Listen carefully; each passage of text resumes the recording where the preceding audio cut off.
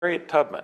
How are you, Harriet? I'm good. Thank you very much, Mr. Depew, for having me today. Well, I just heard that recently Sarah Bradford, I believe a good Quaker lady, has had an opportunity to interview you, and she just published a book in 1869 about your life. Yes, she did. So I'm going to cover a lot of the same territory that she covered in that interview, but thrilled that you agreed to do this with us, and thank you very much for that. You're very welcome, kind sir. And I have the book with me. Oh, my. This is it. It's a very nice book. Yeah. I can't read it, but it's a very nice book. Well, somebody obviously has been reading and is already pretty well worn. Wondered if you could start with where I like to start all my interviews and tell us a little bit about your background and specifically when and where you were born. Well, I was born in Dorchester County, Maryland, somewhere around 1820. Might have been 1821, 1822, 1823, because you see, I was born a slave, and nobody cares about a slave having a birthday. But nevertheless, I was born in Dorchester County on Master Brodus's plantation. What do you know about your parents? Well, I know them very well because they still live with me, even today. We were there as a family on Master Brodus's plantation. My mama's name was Harriet Green Ross, and my papa's name was Benjamin Ross. And we lived right there in a little cabin on Master Brodus's plantation with my sisters and my brothers. We all lived there. Do you know much about their own background, their own history? Whose history now? Your parents. Oh, the only thing I remember my mama saying was that she was pure African. There was not one drop of white blood flowing through her veins or those of my papa. So I guess I'm African as well. Okay. How much do you remember about your early childhood? About the only thing I remember from childhood was not a very good memory, Mr. Depew. But I remember I was watching Miss Susie's baby. She had a little baby in a crib. I was supposed to watch her. Now, I'm like 6 or 7 years old myself, and my job as a slave child was to watch the baby. Well, the baby's come to crying and just crying and crying. She wouldn't shut up, and I was rocking her, and I rocked her so hard, kind of tipped over the cradle, the crib there. Of course, now, Miss Susie got very angry. She beat me, told me never to come in the house no more. So that wasn't a good memory, but I thought it was kind of not too good that me, a child of 6 or 7, having to take care of a baby. Well, I understand there was a time very early in your life also that you ran away. Well, I didn't run away. My friend tried to run away. You see, Master Brodus, this was when I was like a teenager, 12, 13, somewhere along in there. Master Brodus had sent me and my friend, after all these years, I can't rightly recall his name, so I'll just call him Sam. Sent me and Sam into town to the general store to get some provisions, for the plantation. Flour, sugar, things like that.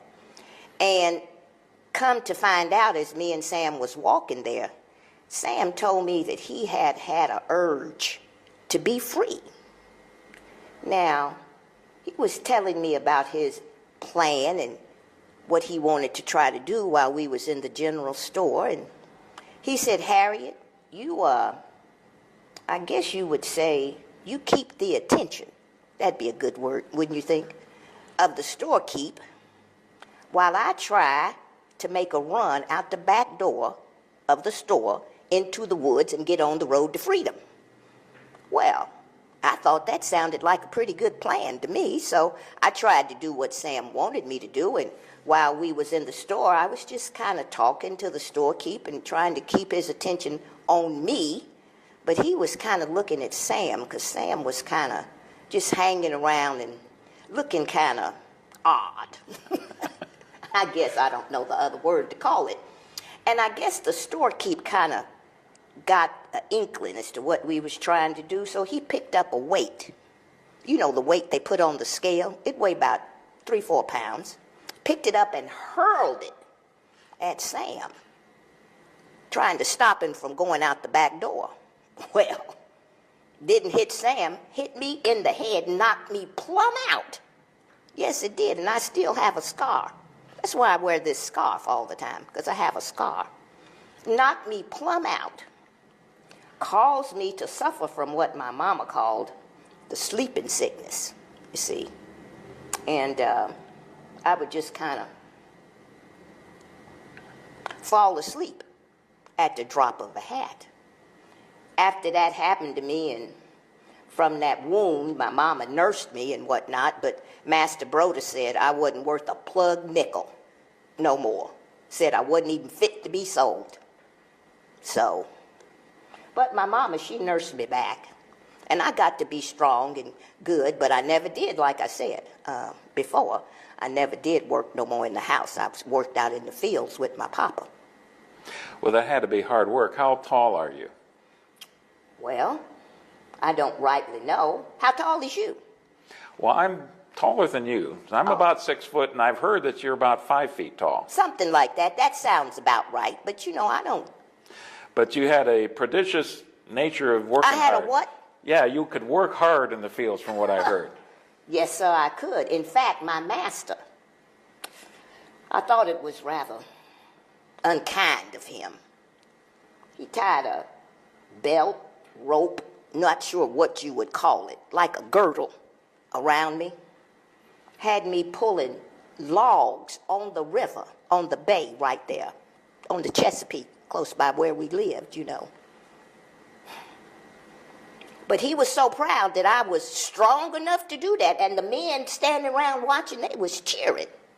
They was cheering because they never seen such a strong woman as me. Now, I didn't think that was very good, but that's what Master told me to do, so I didn't have no choice but to do it. Well, I think I know the answer to this next question, but... Well, then why you gonna ask it? Well, I want to hear your answer. Did you get any education? Education? I'm a slave. Now, you know it's against the law, teach a slave how to read and write. Of course, now there are some that can, but their masters or whoever taught them, they usually get in a heap of trouble. They did at that time. That was, you know, before the war.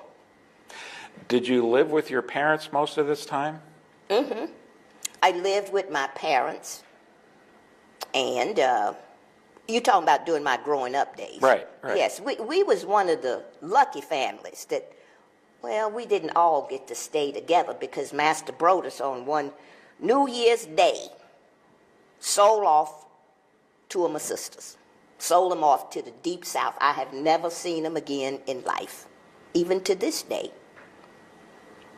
How difficult was that for your parents and for you? It was very hard. How'd you like to have somebody that you love growed up with be sold away from you? How'd you like to be sold, period? Did you get any religion growing up? I'm a very religious woman even to this day. I have a strong faith in the good Lord. I have a very strong faith in the good Lord because he has kept me all these years. All these years. Was that something your parents made sure you knew about, that they were teaching about? Mm-hmm. Yes, we had a little preacher man on the neighboring plantation come around, and we'd have meetings and whatnot, and he'd teach us about the word. So, and my mama and my papa, they was believers. They still is believers. You know, that word and that belief and that faith, I reckon is what you can call it, it helped us get through a lot of hard, bad times. Mm-hmm. Being a slave was hard. Of all the different things about being a slave, what do you think was the most difficult for you? It was all difficult. In looking back at it and thinking about it, I guess the most difficult thing was not being in charge of your person. You can't be in charge of yourself.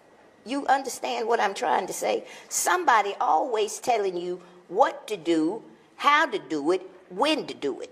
You can't make no choice for yourself. You don't have no, right, you don't have no control of your own body or your mind for that matter. Somebody else is always doing your thinking for you, you see. Well, how about one of the more important things in life, getting married? Did you have any choice of that? Were you ever married? Well, yes. What else you want to know? In fact, I'm on husband number 2 right now. We just been married a short time, but I'm on husband number 2 right now. I guess you want to know what happened to husband number 1. Yeah, I want to know about husband number 1. First of all, I understand you weren't born with the name Harriet Tubman. What was your birth name? My slave name.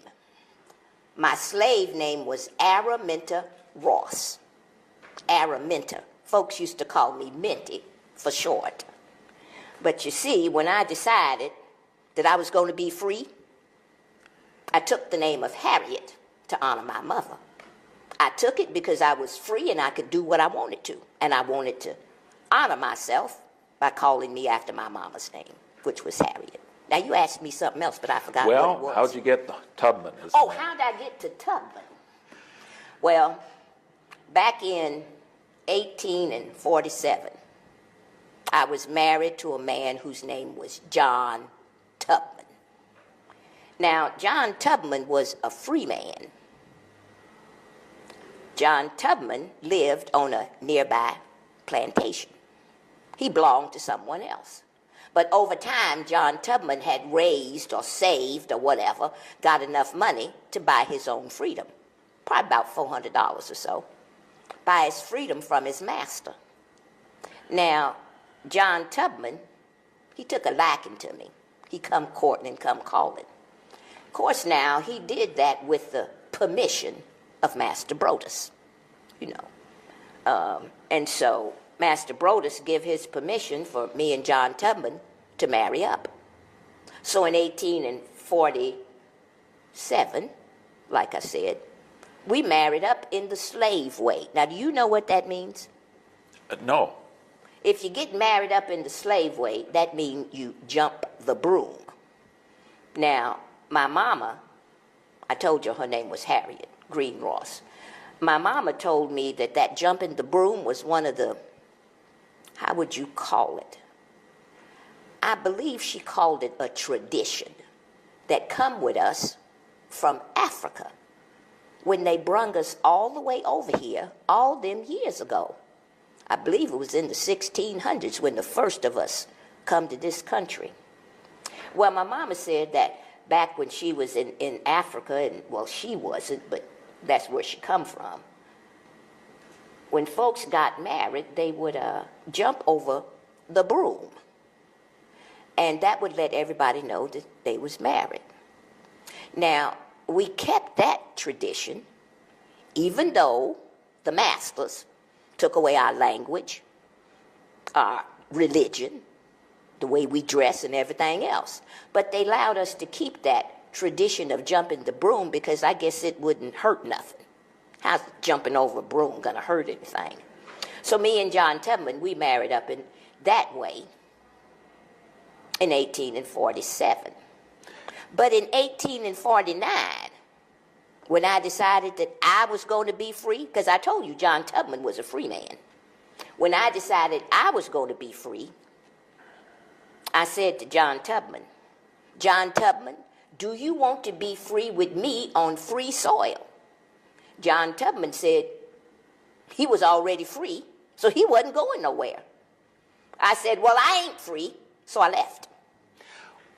I'm curious, how does it work that your husband is free and you're not free? You continue to work for your master. He had no obligations to a master at all? He had an obligation to his master, his former master, you better believe that. Because even though he was a free man, he hired himself out. Now, do you know what hiring out is? Okay. He hired himself out, and with the money that he got paid, he gives some to the master and keeps some for himself, you know. Because he had to give some to the master for, I guess you'd call it room and board and upkeep and all of that, and then he kept a few dollars or whatever for his own self. Now, me and John Tubman, because I'm a slave. You know, folks say when you get married, you belong to your husband, you belong to your wife. I belong to Master Brodus. That's who I belong to. So Master Brodus, he have to give permission, even though me and John Tubman is married, for him to come call and spend time and all of that with me. He had to get Master Brodus's or his own ex-master's permission to spend time. And of course, when he comes see me, I always have to have a pass on him to allow him to be off of that property, and also a pass that says that he's a free man of color. Was there any talk of him purchasing your freedom ever? No, John Tubman, I think he was just content to be free where he was at. I know you didn't have any children. What would have happened if you did have children? Well, how would you call it? The place of the child. I think the word would be the status. The status of the child is determined by the status of the mother. So if I'm having a child and I'm a slave, my child is a slave too, you see. Okay.